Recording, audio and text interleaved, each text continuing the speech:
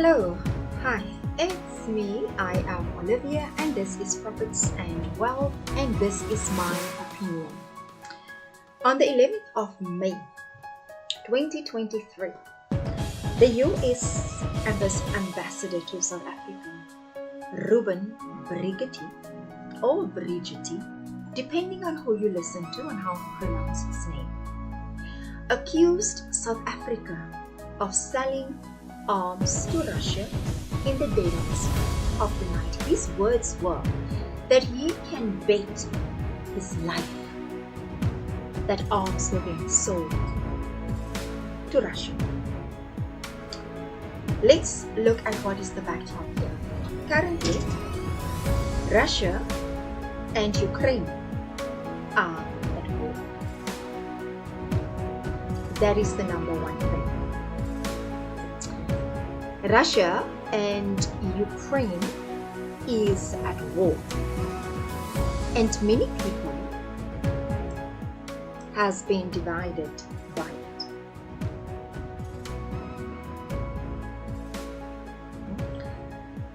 And this has caused, obviously, for obvious reason, a huge outcry in South Africa, and of course across the world. So, like I always say, with everything that you do, before you jump onto any bandwagon, before you choose any sides, you need to ask, what is the motive? What is the agenda? Who's benefiting? And what is the reason? Who are saying, or who is saying these things, and who is supporting it? Because life is interlinked on so many levels, right? For me to be here on this YouTube channel, it's because I needed a platform where I can rant and rave and just share my opinion. That's my agenda. That's my motive. And of course, to get monetized in the process. That's my agenda. But when you are in a position of power and of influence, so much so that when you have something to say that you can call a press conference, we need to ask, what is your agenda? Why are you saying what you're saying? And why now? Let's happen what is currently happening in America, and this is, I need to make the clear distinction. There is the government, and then there are the people. And normally it is governments that ruin things for the people. So when I speak about America or Russia or China, I am not talking about the people of the country. I'm talking about the governments of that country. I just wanted to make that distinction. So Mr. Reuben Brigety is part of the government. He is the US ambassador to South Africa. So instead of going to the South African government and say, hey guys, I see and I know and I can stake my life on it that you are selling arms to Ukraine. Sorry, you're selling arms to Russia, and you have said that you are in a neutral position in terms of this war. You are not choosing sides. Reuben, that would have been the right thing to do. That would have been the sensible thing to do. That would have been the thing that someone with integrity would have done. You are in government, but you are for you to be an ambassador here in South Africa, you are part of President Joe Biden's government, which means that by now you should have known what is the protocol. South Africa is a sovereign state, which means they can make decisions that you, the nanny state, the nanny government that you don't have a say in. We have a president, we have a government, and maybe you don't understand or know this, but the media is not our president. The media is not our government. Our government is lousy. They are useless, they are terrible, they are dishonest, and they are corrupt. But still, they are our government. For you to have gone straight to the media, and maybe I've got my facts mixed up, but for you to go to the media and then say, I can bet my life on it that they were selling guns, that is unacceptable and it's undiplomatic. You are an ambassador, right? An ambassador's job is to build diplomatic relationships. What you have done was burn those bridges. But let's look. How did the message get to us? It got through the media. All of those media houses that were there. Did you interrogate him? Did you ask him, where did you get your information? What is it based on? Did you follow due protocol? Why were you spying on South Africa? Because this happened at night. How did you get your information? Were you spying on us? And what was your intention? At the moment, the relationship between Russia and America, it is very tense. It is strained. The relationship between Russia and America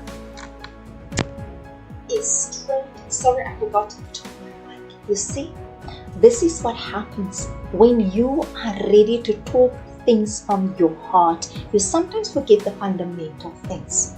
And to me, this is crucial. This is from my heart. Mr. Brigety, this is my country.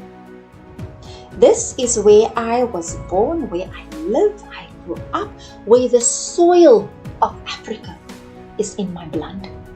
I am a child of the African soil. And you know what happens when you are born an African? You can see things ahead. We like to analyze and to question and to ask. And my question is, what the hell was your motive when you went to the media and said, this is what I think what has happened? Don't you speak to each other as ambassadors?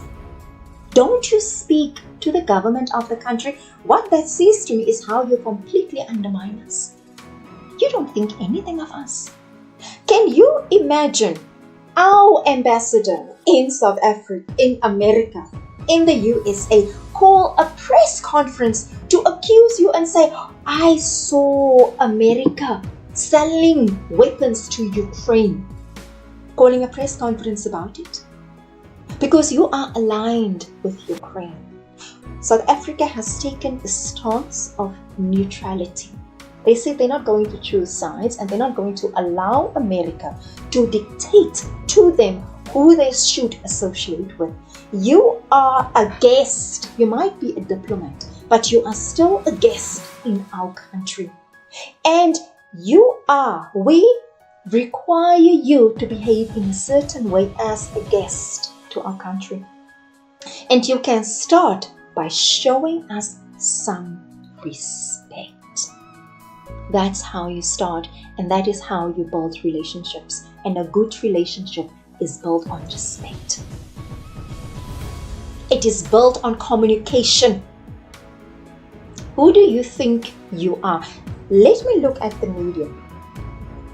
Years ago, there was an interview with a certain politician, I will not mention any names, who was accused of looting a bank.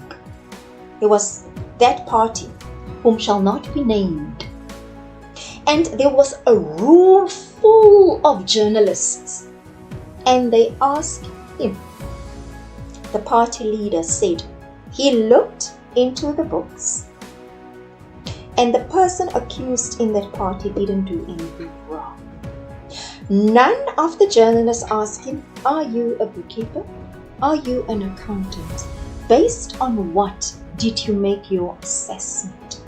Did you look at the balance sheet? Did you look at the profit and loss? Could you follow the flow of money?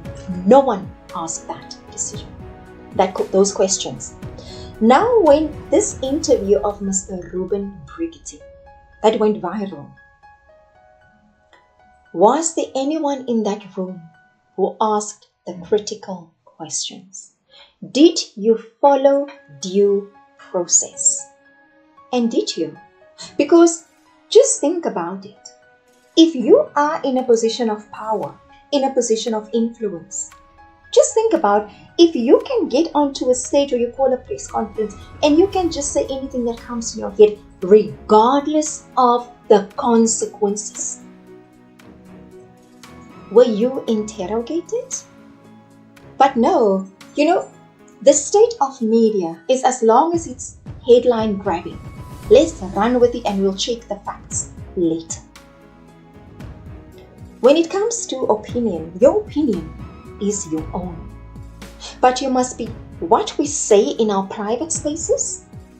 Some of the things cannot be repeated in the public spaces because there are people who look up to you, who trust your judgment.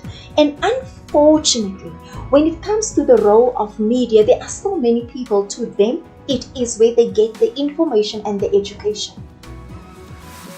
And if you send out information that's not substantiated, the first news that go out, that is what people remember.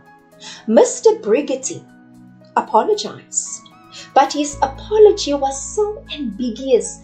Was it, did they sell the weapons or didn't they sell the weapons? Is he sorry for saying it or is he not sorry for saying it? What was he actually saying? You know what, Mr. Brigety, an apology that is not heartfelt and genuine, it's useless. When you say I'm sorry, you say I'm sorry without a but.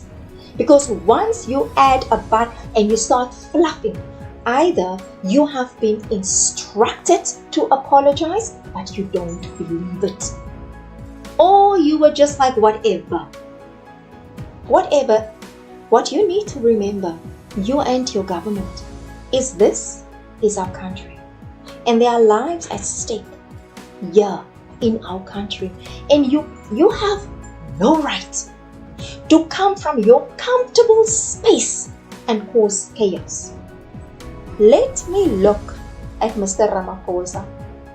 Mr. Cyril Ramaphosa, do you ever get angry?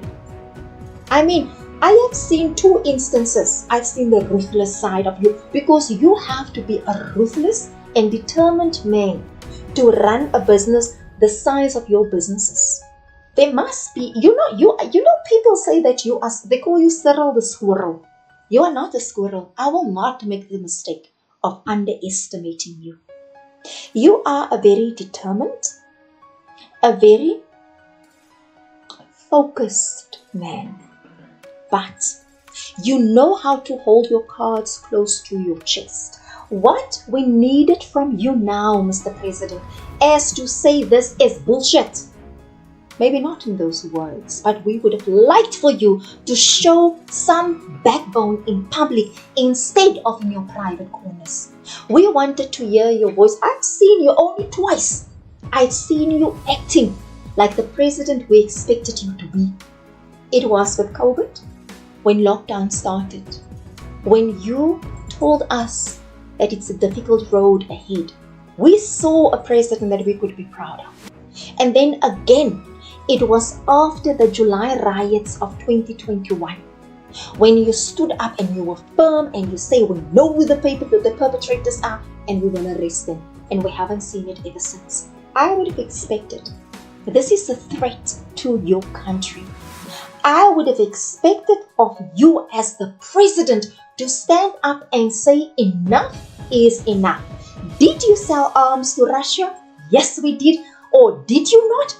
No, we didn't. None of you came clean. None of you, not that ambassador of United States and not the president. We don't know what's going on. We don't know. And I am not going to choose sides. South Africa is a sovereign country. They are entitled to make decisions they see fit.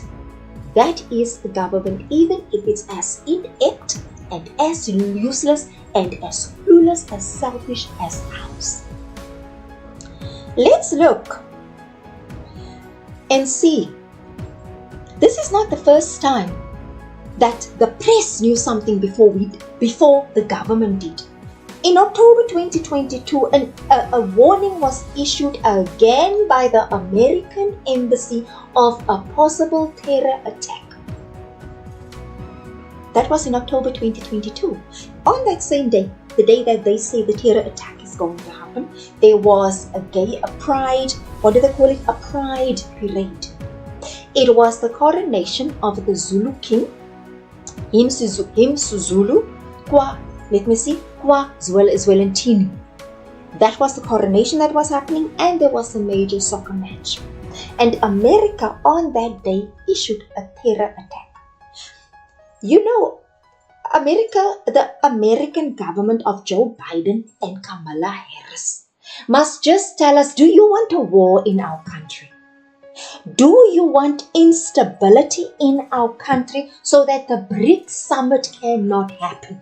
We need to know so that we can put our cards in the table. But this poking of the bear and speaking to the press before you speak to us, we are tired of it. And we know what you are capable of. America has a horrible track record when it comes to interfering into the affairs of other countries. And again, remember I said when you say something, the question needs to be asked, what is the motive? On that day, the 11th of May, that Reuben Brigety,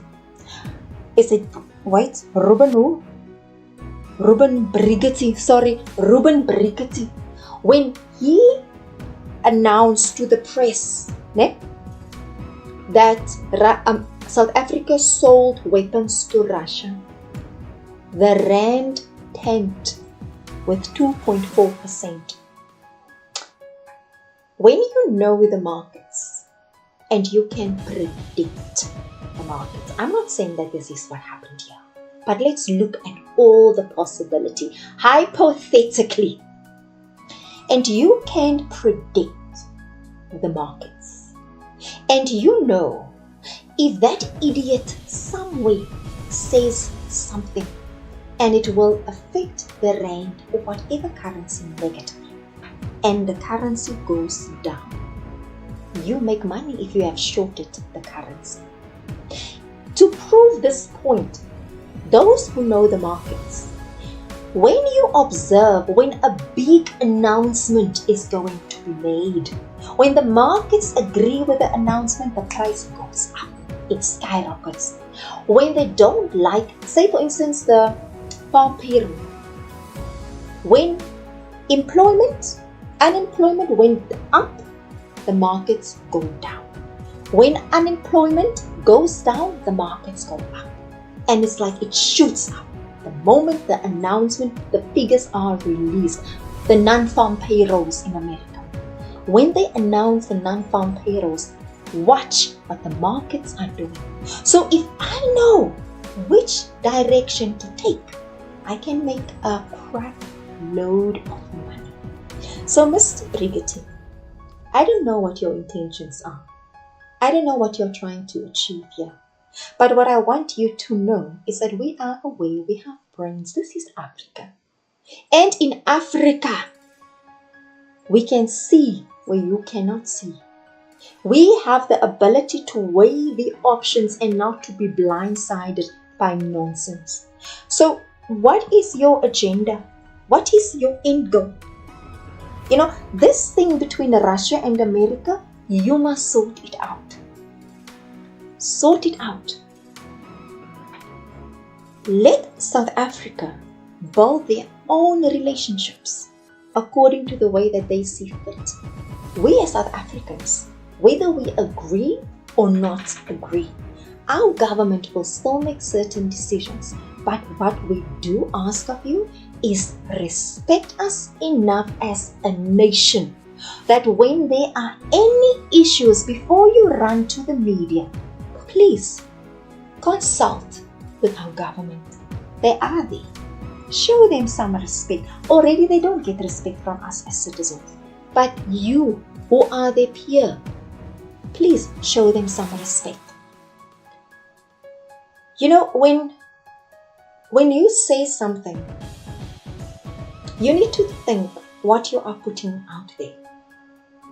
And I just want to ask, have you thought of what you are saying? And also for the opposition parties, it's very rich and it's very cheap of you to want to jump on the bandwagon, because now it's very clear that anti-American and the anti-Russia, it's now two camps. You know, stop this nonsense. Stop this nonsense and build your constituencies. Inspire your voters. Teach them how to communicate better with you so that you can address the issues of the people who voted for you, instead of wanting to score cheap political points that we will all forget when the next big issue comes around. Our country is in a mess, and we need all hands on deck to protect our country, to build our country. We don't need people to jump onto bandwagons now and choose anti-Russia or pro-Russia, Russia, anti-America or pro-America. We don't need to fight wars about who supports China, who supports Russia, who supports America. What we need to do is come together as with one voice and say, this is our country, and we will deal with our issues the way that we see fit. We don't need for you to come and stir up things. There are enough things that need our attention right now. We don't need you to put your finger into our problems, because if you think very nicely, when you go back to when we got our democracy in 1994, and there was no money in the country because the nationalist government, the National Party, looted the coffers, and we needed the money from the West to rebuild our country, and that money was chowed. You were part of the problem, the West. And now that you see finally South Africa is thinking a little bit independently of you, now you want to jump on the bandwagon, and now you want to come dictate, because people are not dancing to your tune anymore. But as for the South African government, we are tired of you. Really, really. You know, we are tired of you not taking a stand in anything. You cannot be neutral all your life. You cannot. But we want to know, what are you thinking? What is your stance? Instead of leaving it to the media to educate us. And I will just end off with this. Any country, it doesn't matter who you choose to align with. That is your choice. But your choice must be built on the betterment and the improvement of your country. Your choice, who you choose to align yourself with, must not be because you benefit, but because you know that this will take your country forward. And as for South Africans, this is no longer the time of the Cold War. You cannot come and tell me still and talk about communism and socialism. You know what? We must stop with that nonsense. We must look now, what is the new system that will take us forward, and what can our role be in it?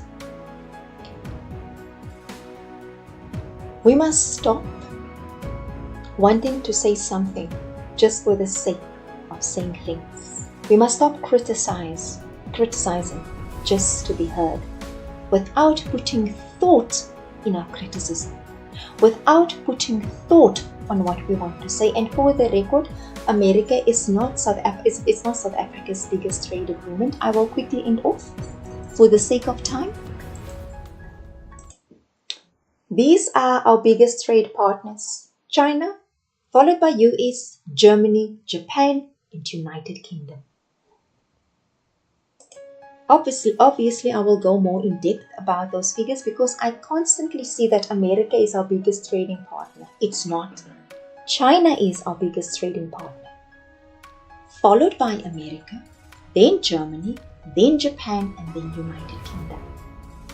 The world has become a global community where people are trading with each other based on mutual agreements, mutual understanding, and mutual benefits. And we must stop acting as if we as Africans, we don't have enough brains to make our own decisions.